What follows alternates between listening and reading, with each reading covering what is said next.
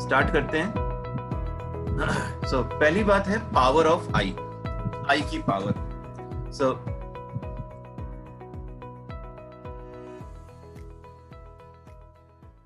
दो तरह के नंबर्स हम लोग पहले जानते थे, रियल नंबर। तो रियल नंबर क्या है? Real number, so a number whose square will be giving us a positive value is called a real number. And what is an imaginary number whose square will give a negative value will be called imaginary number. Now what is a complex number? So complex number is a combination, ठीक है? Complex number is a superset. इसको हम superset बोलेंगे। किसका superset है? ये real plus imaginary, ये real plus imaginary होता है। जैसे यदि ये कॉम्प्लेक्स नंबर C है तो इसमें रियल नंबर एक सेट होगा और इमेजिनरी नंबर एक सेट होगा। और zero is both real as well as imaginary, ये इसका इंटरसेक्शन हो जाएगा। So real and imaginary both comes under complex number. Complex number is always written in A plus IB form. This is the standard way of writing any complex number, A plus IB form. Remember, A and B both are real numbers. जैसे हम लिख सकते हैं एक complex number 2 plus 3i. तो इसमें real part of z होता है 2 and imaginary part of z होता है 3. Remember, कभी भी mistake से imaginary part of z 3i मत लिख दीजिएगा, ये गलत हो जाएगा।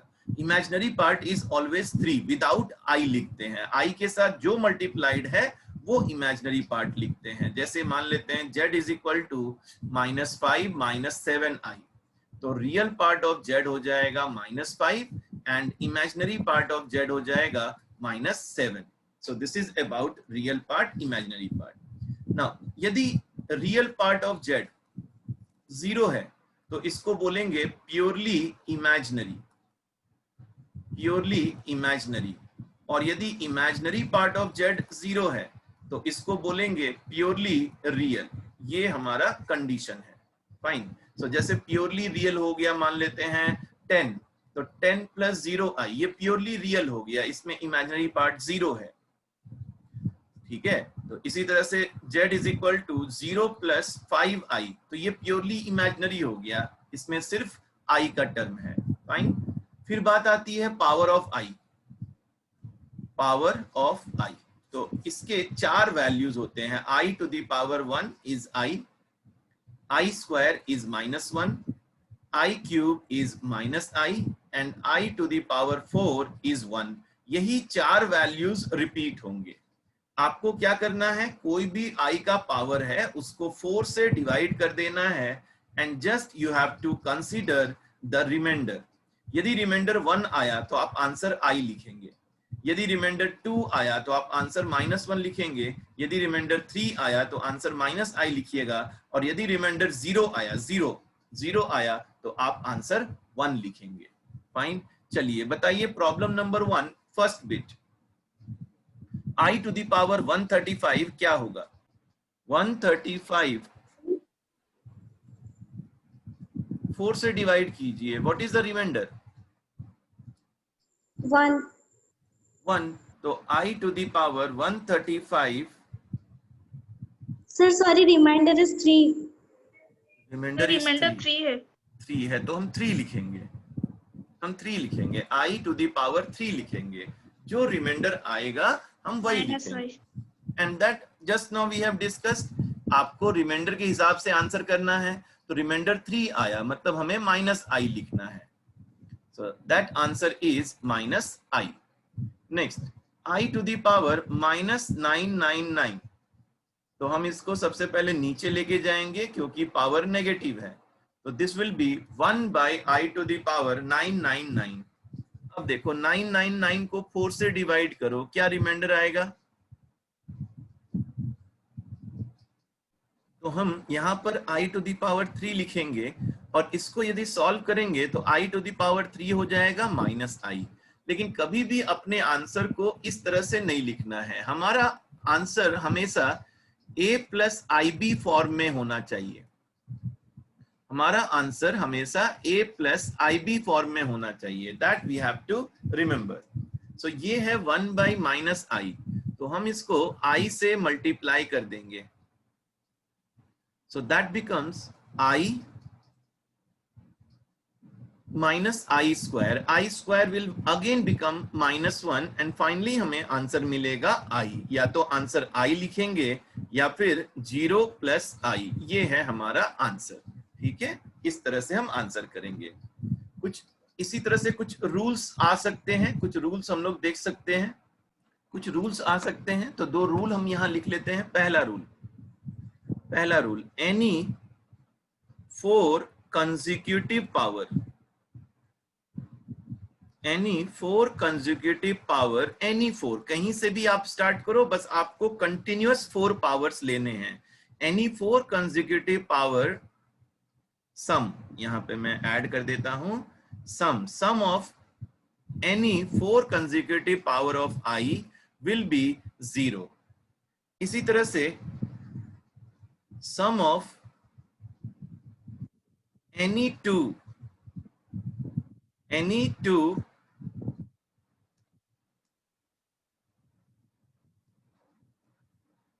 even consecutive power,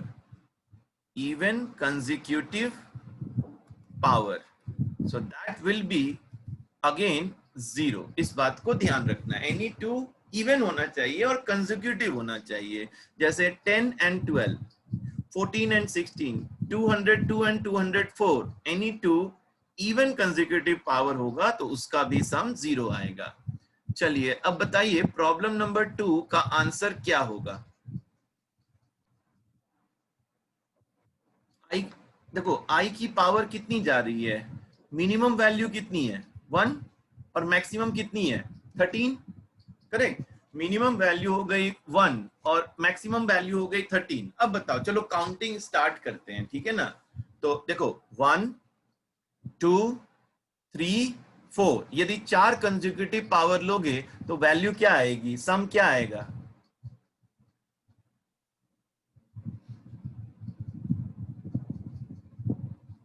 बोलो ना क्या हो गया, ये तो लिखा हुआ है रूल नंबर 1, 0 हो जाएगा। फिर आगे बढ़ते हैं, फिर लेते हैं आई की पावर 5 6 7 8, फिर से 0 हो जाएगा। 9 10 11 12, फिर से 0 हो गया। मतलब 4 का सेट हमने बना लिया और उन सभी का समेशन 0 0 0 आ जाएगा। दैट मीन्स लास्ट पावर कौन सी बच गई, लास्ट आई की पावर क्या हम लिखेंगे 13। 12 तक सब लोग 0 हो गए, सारे पावर मिला के 0 हो गए, बचा सिर्फ एक लास्ट का value, that is i to the power 13 बच गया, करेक्ट। इसी तरह से जब इसमें भी कंसेक्यूटिव लोगे तो कंसेक्यूटिव करोगे तो n की वैल्यू 1 रखोगे, फाइन, तो मिलेगा आई स्क्वायर। n की वैल्यू 1 रखोगे मिलेगा आई स्क्वायर, फिर n की वैल्यू 2 रखोगे मिलेगा आई cube, then I to the power 4, then I to the power 5, फिर से ये 0 हो जाएंगे, करेक्ट। तो n पे ध्यान दो, अभी पावर को मत देखो, n+1 उसमें कंफ्यूज नहीं होना है, n की वैल्यू बस काउंट करो। n की वैल्यू 1 2 3 4 0, ठीक है। फिर 5 6 7 8 9, 5 6 7 8 4 का सेट बना, फिर से 0। 9 10 11 12, फिर से 4 का सेट बना 0। दैट मीन्स n की वैल्यू फिर से कौन सी हमारे पास आ गई, बोलो 13, फिर से n की वैल्यू हमारे पास 13 बच गई। तो ये हो गया i टू द पावर 13 और ये हो गया i to the power 14।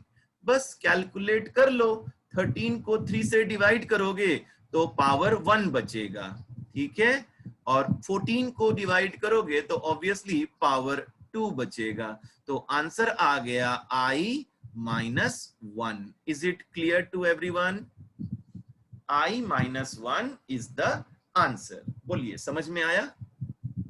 Yes, sir. Okay, 1 plus i square plus i to the power 4 up to i to the power 2n। So ये पर्टिकुलर सीरीज जीपी है, geometric progression. Sum of n terms of GP होता है a 1 minus r to the power n divided by 1 minus r. So a is first term. a is first term. ठीक है, तो first term क्या है हमारे पास? हमारे पास फर्स्ट टर्म 1 है. n is number of terms. Now can you tell me number of terms कितने हैं इसमें? इस पर्टिकुलर सीरीज में कितने टर्म्स हैं? How many terms are there? 2n. No, no, 2n. no, no, no, not Sir, 2n. n. No, no, Sir, not n. No, no, no. Yes, कितने terms हैं?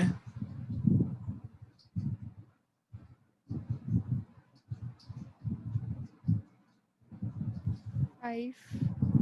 No, no. 2, 4, 6, 8, 10 कितने terms हुए? 2, 4, 6, 8, 10 कितने terms हुए? 5. 5.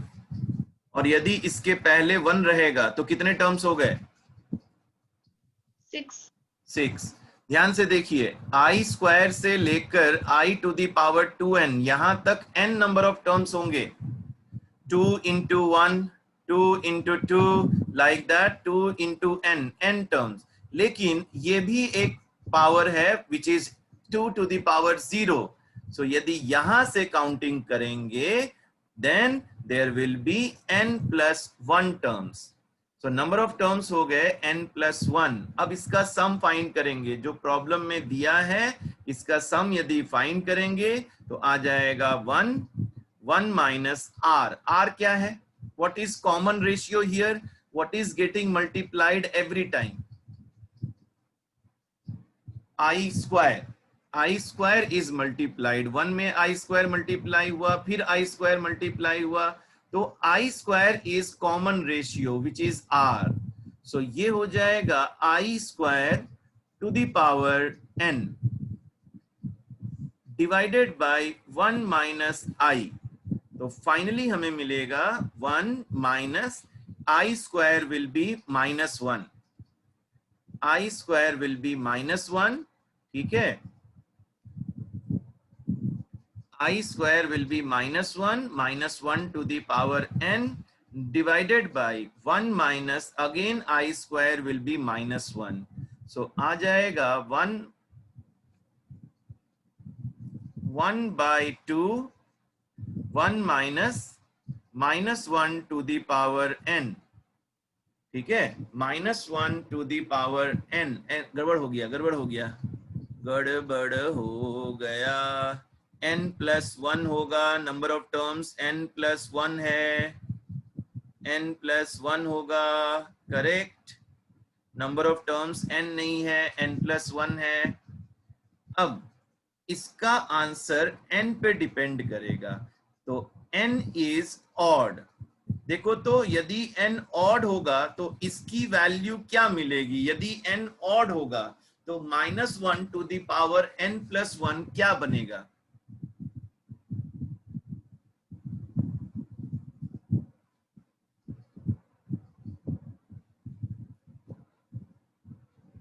Yes, यदि n odd होगी 0 होगा. Yes, final answer 0 हो जाएगा. ठीक है, यदि n ऑड होगी तो ये हो जाएगा 1 माइनस और ये 1 हो जाएगा. यदि n ऑड होगा तो पावर इवन बन जाएगी, ये n plus 1 इवन बन जाएगी और -1 का इवन पावर 1 होगा. सो फाइनल आंसर 0 मिलेगा.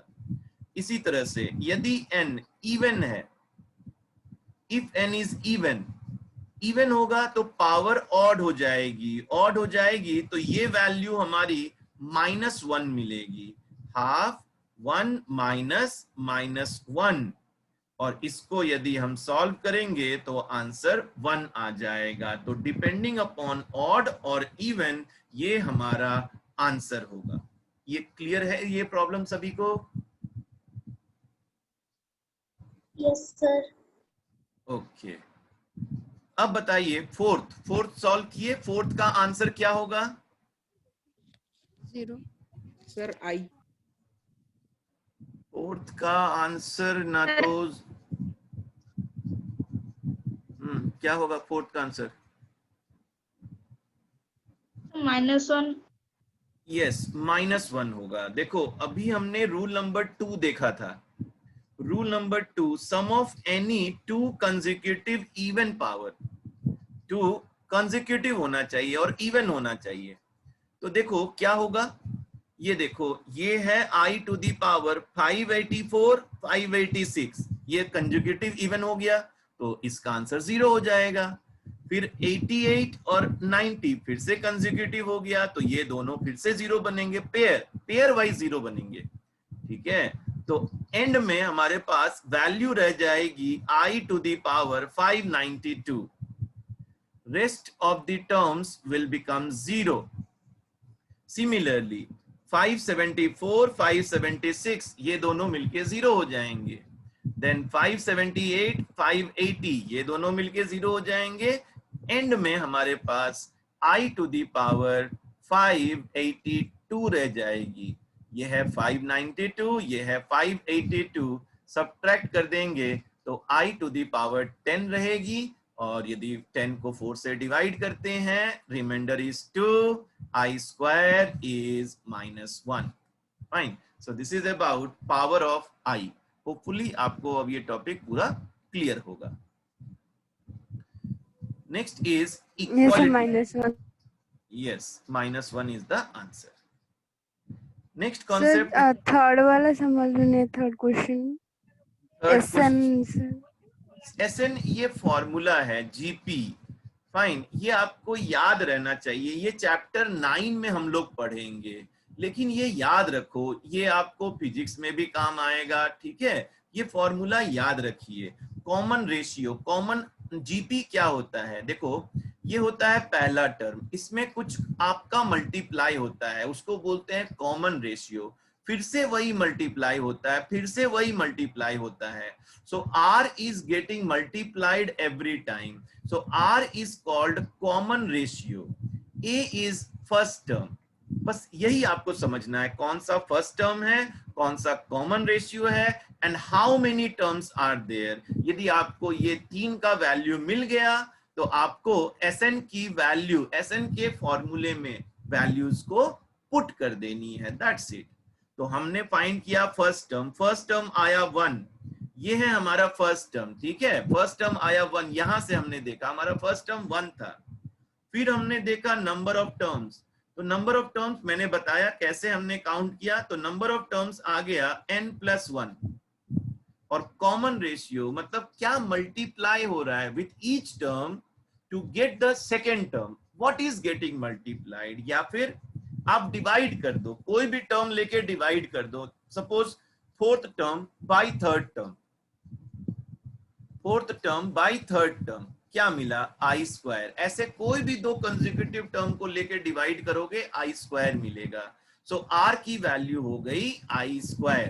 ठीक है, r हमारा हो गया i स्क्वायर, दैट्स इट। ये 3 वैल्यू आपको मिल गए, फॉर्मूले में पुट कर दो। तो ये हमने फॉर्मूले में पुट कर दिया। सो नेक्स्ट टॉपिक है इक्वालिटी।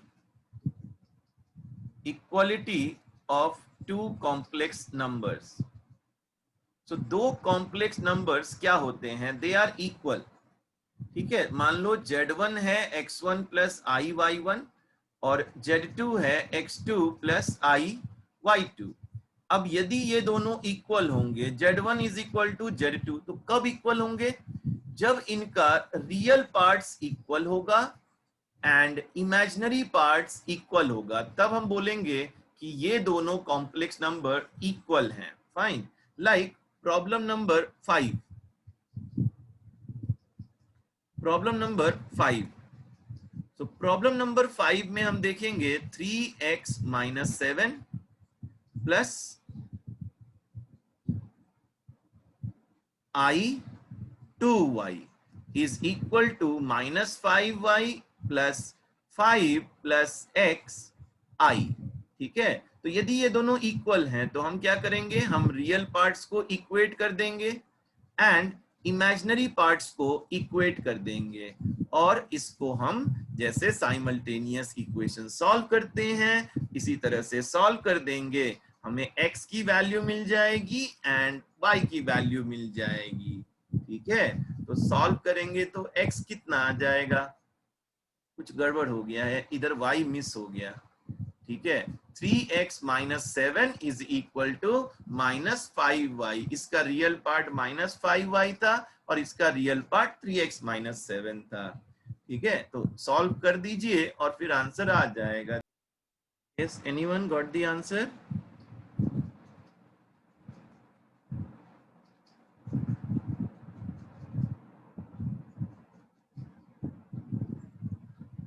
सर x आ रहा है -1 और y आ रहा है 2।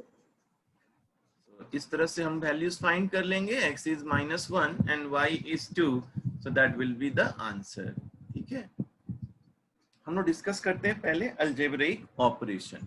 सो एग्जांपल लेते हैं, suppose z1 is equal to 2 plus i and z2 is equal to 1 minus 3i. So z1 plus z2. So 2 plus i plus 1 minus 3i. तो क्या होगा, रियल पार्ट्स दोनों के ऐड हो जाएंगे, रियल विथ रियल 3। फिर इसी तरह से imaginary with imaginary, that will be -2i। तो इस तरह से हम एडिशन कर सकते हैं और इसी तरह से हम सब्ट्रैक्शन भी कर सकते हैं। So that is about addition and subtraction. जब सब्ट्रैक्शन करेंगे फिर से real part with real part, 2 minus 1 answer is 1। Imaginary part minus है तो माइनस माइनस प्लस हो जाएगा, वी विल गेट 4i। ये हो जाएगा subtraction, real with real, imaginary with imaginary. यदि हम मल्टीप्लाई करेंगे तो केयरफुली हम लोग मल्टीप्लाई करेंगे जैसे अलजेब्रिक मल्टीप्लिकेशन होता है। सो 2 प्लस आई इंटू 1 माइनस 3i। सो 1 से मल्टीप्लाई करेंगे 2 प्लस आई, माइनस 3i से मल्टीप्लाई करेंगे सो माइनस 6i प्लस कितना हो जाएगा, 3 हो जाएगा। तो 3 प्लस 2 5 माइनस 5i। इस तरह से हमारा ये आंसर आएगा। जैसे आप मल्टीप्लाई करते हैं वैसे ही, simple normal. z1 by z2 करना है तो याद रखना है कि इस तरह से कभी भी यदि डिवीजन होगा तो आपको इसको कॉन्जुगेट से मल्टीप्लाई करना है। तो कॉन्जुगेट आपको पता होगा, a प्लस ib यदि कॉम्प्लेक्स नंबर है तो इसका कॉन्जुगेट हो जाएगा a minus ib। This is the conjugate of any complex number. आपको सिर्फ इमेजिनरी पार्ट का साइन चेंज करना है। रिमेंबर, आपको क्या करना है, ओनली इमेजिनरी पार्ट का साइन चेंज करना है, रियल पार्ट में आपको कुछ भी नहीं करना है। Real part will be as it is. So that is about conjugate. अब इसी तरह से हम लोग इसके कॉन्जुगेट के साथ मल्टीप्लाई कर देंगे।